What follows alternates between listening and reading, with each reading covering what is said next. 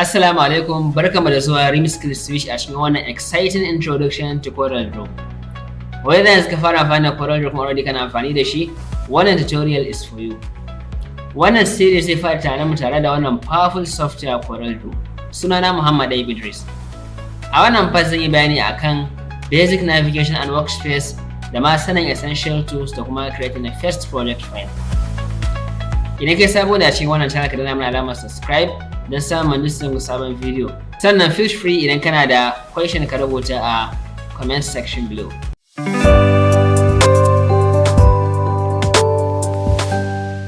Menene CorelDRAW? CorelDRAW ba wai kawai gurin zane-zane bane, wani powerful house ne a graphic design.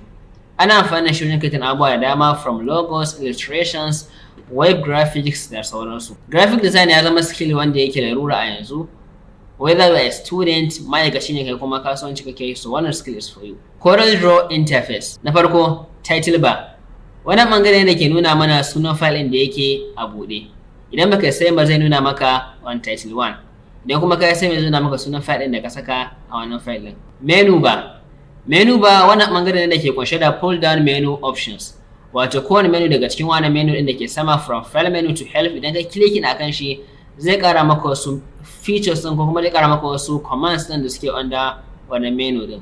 Toolbar, wannan ɓangare da ke kunshe da shortcut na wasu abubuwa da ke under menu bar. Property bar, wannan ɓangaren na kunshe ne da wasu features na wani active tool a CorelDRAW. Toolbox, wannan shine most important part a CorelDRAW, wato akwatin kayan aiki. Ɓangare da ke bamu tools ɗin da muke creating ɗin kowane kalan object da kuma sarrafa objects. Docker, wannan bangare ne wanda yake ƙara mana wasu features na wani specific tool a CorelDRAW wanda muka zaba, ba kamar property ba da yake ba mu na active tool. Color palette, wannan bangare yana kunshe ne da colors a CorelDRAW wanda yake ba mu damar amfani da su wajen sanyawa object color. Ruler, ana amfani da shi ne wajen seti da kuma awo. Navigator, ana amfani da shi ne wajen yin sama da ƙasa, gefe da gefe. Document navigator, wannan bangare ana amfani da shi ne wajen switching between two pages, adding in page, renaming in page da sauransu. Status bar, wannan bangaren na nuna mana me muke a take a CorelDRAW. Drawing window, wannan shine shafin da muke yin aiki a kai. Drawing page kuma kira shi da printable area, wannan shine page din, yana ba mu dama ne wajen shirya aikin makansa kuma ana amfani da shi ne wajen yin printing. Daga zarar mun bude CorelDRAW za mu gan shi ne kamar haka, wato wannan shine interface na CorelDRAW. CorelDRAW yana zuwa shi ma din different version. So kowane version zaka iya samun slight different kaɗan da na wani version ɗin da ya gabata da wanda aka yi a gabansa. So ni a yanzu na amfani da CorelDRAW 2022, ko da kana amfani da CorelDRAW da bai kai na ba ka fara yawan tutorial na no problem. Na farko za mu ga anan gurin muna da wasu options guda uku. Na farko akwai new document, bude sabon aiki, open document, bude aikin da already akwai shi, new from template, bude aiki na wani ɗaya daga cikin CorelDRAW template. So nan da mu nan kuma za mu ga akwai wasu recent files ne wanda ban jima da rufe su ba na aiki akan su. New document da na clicking zai bani wannan panel din. Wannan panel din da ya fito yana bani dama ne setting din workspace anan kafin da shiga cikin CorelDRAW. Anan muna da two options. Raka setting din workspace ɗinka anan ko kuma idan ka shiga cikin CorelDRAW ma ka yin shi. So wannan ba wani problem bane. Zan yi clicking akan paper ne, search din paper da nake so. Akwai paper kala-kala wanda common paper da ake amfani da shi ne A4 size. Daga na yi searching din A4 zan iya ganin A4 size paper. Na enter. So ga A4 size din ya fito. Ina clicking akai, na magana kuma ga name zan iya sa file din na suna, zan iya cewa Muhammad Dayib Kwambashi Muhammad. Daga nan sai number of page na nake so ya zama cikin aiki na, barin ce 2 pages nake so. Sai kuma page view ga muna da single page view, muna da kuma multiple view, so ran bashi na single page. Sai kuma primary color mode wannan muna da color mode guda biyu a cikin CorelDRAW, ko kuma sun fi bima, amma wannan su ne kusan general. Akwai CMYK color mode, akwai RGB color mode.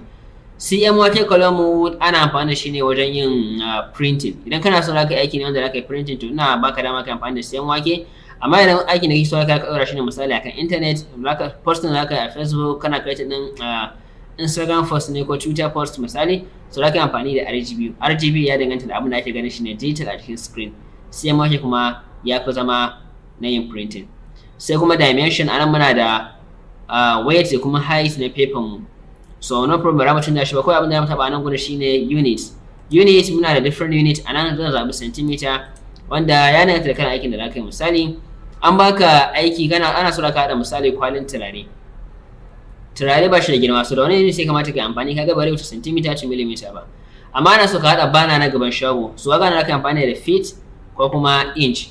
Sai kuma orientation shine portrait da landscape. Orientation shine paper matse ko a karkace, paper ce shine portrait, a karkace kuma landscape. So ran click na kan landscape. Resolution mu bar shi aka, advanced settings ba ruwan da shi mu danna okay. A daidai wannan lokaci na yi setting din workspace ina completely daga waje. So kamar yadda gabata na riga na yi bayani akan CorelDRAW interface. Idan kana neman ƙarin bayani akan CorelDRAW interface, na sanya link din PDF da zaka iya downloading ka ƙara duba akai a description, sai kai clicking akai kai downloading din shi. Abin da zan fara yin magana akai shine zoom in. Amma kafin na zoom in da selecting bari na create wasu object guda uku. Ana na object guda uku, ina amfani da pick tool wanda shine wannan na farkon wajen selecting. Ana gani clicking selecting kuma danne left click in shafa an ga haka selected din su da yawa. Sannan zoom in shine ina amfani da zoom tool wanda shine anan zan so ne bayani akan zoom tools.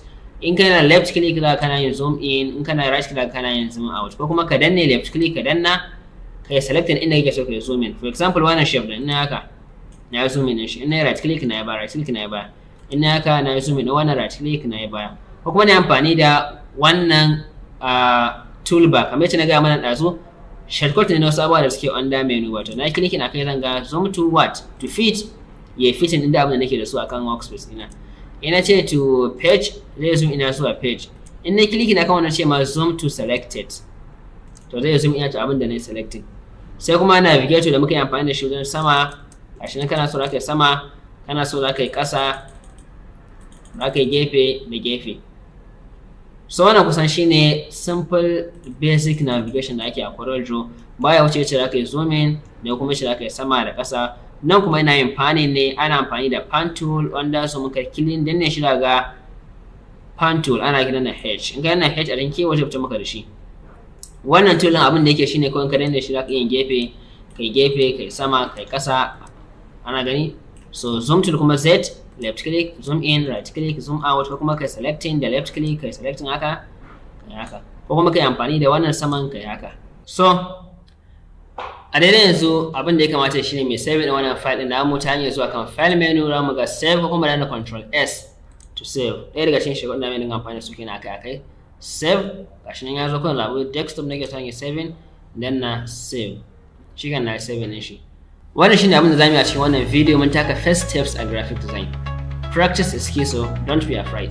Domin samun ƙarin bayani akan abin da muka yi a cikin wannan video da ma da login din PDF, na sanya link a description below. Stay tuned for the next part inda zamu shiga deeper into specific design techniques, and see you in the next part.